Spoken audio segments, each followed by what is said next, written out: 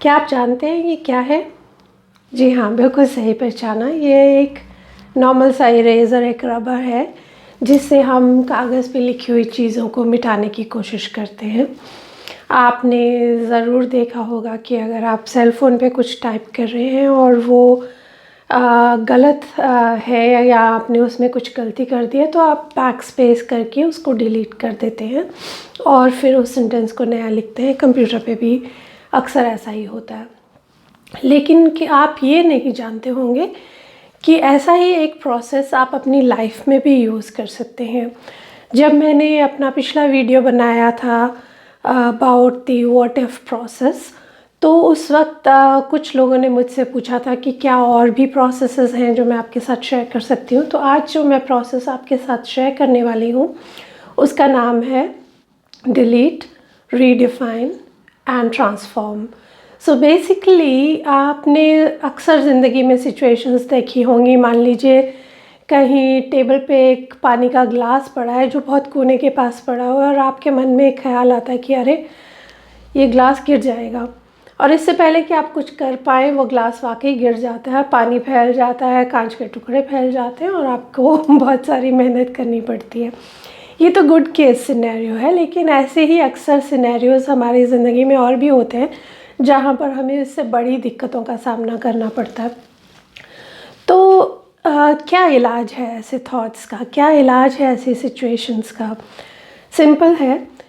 सिर्फ वैसे ही जैसे आपने पेपर पे इस इरेज़र का इस्तेमाल किया या आपने अपने कंप्यूटर पे बैक स्पेस का इस्तेमाल किया, बिल्कुल उसी तरीके से आपको अपनी लाइफ से, अपने थॉट्स में से वो चीज़ें डिलीट कर देनी है जो आपको सर्व नहीं कर रही हैं। हमारी बातचीत में बहुत ज़्यादा हिस्सा जो होता है वो इस बारे में होता है कि हम अपनी दिक्कतों की बात कर रहे होते हैं, हम अपनी परेशानियों की, अपनी कठिनाइयों की बात कर रहे होते हैं।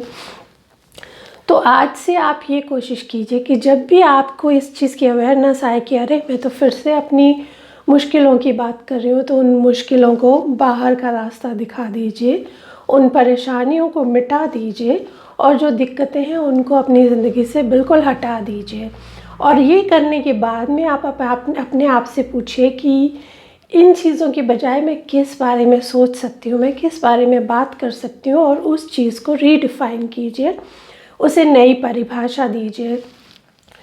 तो जब हम अपनी परेशानियों के बारे में, दिक्कतों के बारे में बात कर रहे होते हैं तो हमारा जो हार्मोन सिस्टम है वो उस पर रिस्पॉन्ड करता है। हमें स्ट्रेस और एंग्जाइटी के हार्मोन्स बॉडी में प्रोड्यूस होते हैं जब हम प्रॉब्लम्स के बारे में बात करते हैं।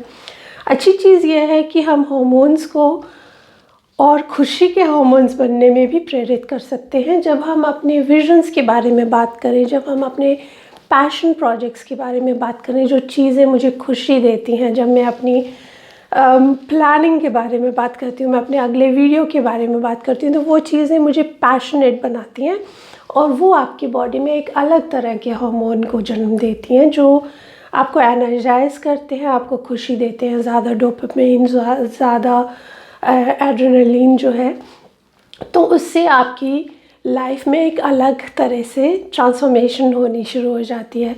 तो आज से अपने आप से ये प्रॉमिस कीजिए कि आप अपनी थॉट्स के बारे में और अवेयर होंगे, और जब कभी भी आपके दिमाग में कोई ऐसा ख्याल आए जो आपको पसंद नहीं है तो उसको मेंटली डिलीट कर दीजिए।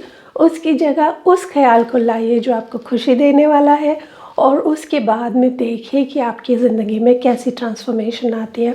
और अगर आप वाकई कोई ट्रांसफॉर्मेशन देख रहे हैं तो मेरे साथ शेयर करना नहीं भूलिए। मैं आपको एक बहुत सुंदर दिन के लिए शुभकामनाएं दे रही हूँ। Enjoy the sun.